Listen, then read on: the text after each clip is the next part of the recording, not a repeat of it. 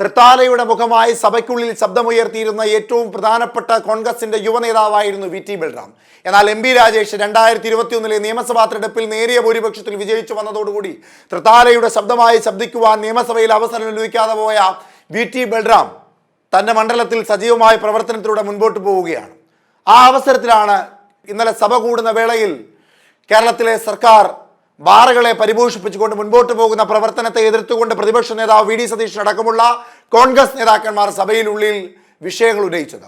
മയക്കുമരുന്ന് മുഖാന്തരം കേരളത്തിലുണ്ടാകുന്ന പ്രശ്നങ്ങൾ, അക്രമങ്ങൾ, കൊലപാതകങ്ങൾ, അതിനെല്ലാം പ്രധാന ഉത്തരവാദികളിൽ ഒന്ന് സർക്കാർ കൂടിയാണ് എന്ന് ചൂണ്ടിക്കാട്ടുമ്പോൾ, കേരളത്തിൽ മദ്യം നിർത്തലാക്കുവാൻ വേണ്ടി കോൺഗ്രസ് തയ്യാറെടുത്തപ്പോൾ അതിനെതിരായി നിലപാട് സ്വീകരിച്ചുകൊണ്ട് കേരളത്തിൽ നിരവധി ഔട്ട്ലെറ്റുകൾ തുറന്ന സർക്കാരാണ് പിണറായി സർക്കാർ എന്ന് ബോധ്യപ്പെടുത്തിക്കൊണ്ട് പ്രതിപക്ഷ നേതാവ് അടക്കമുള്ള പ്രതിപക്ഷ നിര സഭയ്ക്കുള്ളിൽ വലിയ ആരോപണങ്ങൾ സർക്കാരിനെതിരെ ഉന്നയിച്ചപ്പോൾ കെ ടി ജലീൽ എന്ന മുൻ കോൺഗ്രസ് നേതാവ് ഇപ്പോൾ ഇടതുപക്ഷ പാളയത്തിരിക്കുന്ന കെ ടി ജലീൽ എഴുന്നേറ്റ് നിന്ന് ചോദിച്ച ഒരു പ്രസക്തമായ ചോദ്യമുണ്ട്. CPM-ന്റെ ഒരു MLA-മാർക്കും മദ്യശാലകളില്ല, ഒരു MP-ക്കും മദ്യശാലയില്ല. അത്തരത്തിൽ ഏതെങ്കിലും ഒരു MP-ക്ക് മദ്യശാലയുണ്ടോ? കോൺഗ്രസിന്റെ ഏതെങ്കിലും ഒരു MP-ക്ക് മദ്യശാലയില്ല, ഒരു MLA-ക്ക് മദ്യശാലയില്ല എന്ന് പറയുവാനുള്ള ആർജവം പ്രതിപക്ഷ നേതാവ് വി ഡി സതീശനുണ്ടോ എന്ന ചോദ്യം കെ ടി ജലീൽ സഭയ്ക്കുള്ളിൽ നിന്ന് ഉന്നയിച്ചപ്പോൾ പല ഇടത് സൈബർ കൂട്ടങ്ങളും ആ വിഷയം വലിയ കാര്യമായ രീതിയിൽ പ്രചരിപ്പിക്കുകയുണ്ടായി.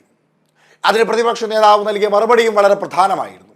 എന്നാൽ സഭയ്ക്കുള്ളിൽ നിശബ്ദമായി നിൽക്കേണ്ട അവസ്ഥയിലേക്ക് പരാജയപ്പെട്ട് തൃത്താലയിൽ തന്നെ പ്രാദേശിക പ്രവർത്തനം നടത്തി മുൻപോട്ട് പോകുന്ന വി ടി ബൽറാം തൻ്റെ എല്ലാവരും ശ്രദ്ധിക്കുന്ന ഫേസ്ബുക്ക് പേജിൽ ഒരു കാര്യം കുറിച്ചിരിക്കുകയാണ്. ഇടതുപക്ഷത്തിനെ ഒരു കാര്യം ബോധ്യപ്പെടുത്തുകയാണ്.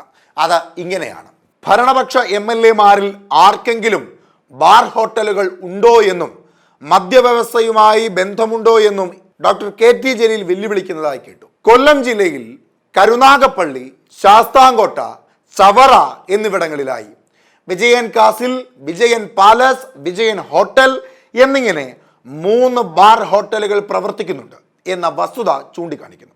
അവയെല്ലാം ഏത് കുടുംബത്തിൻ്റെതാണെന്ന് കെ ടി ജലീൽ തന്നെ അന്വേഷിക്കട്ടെ.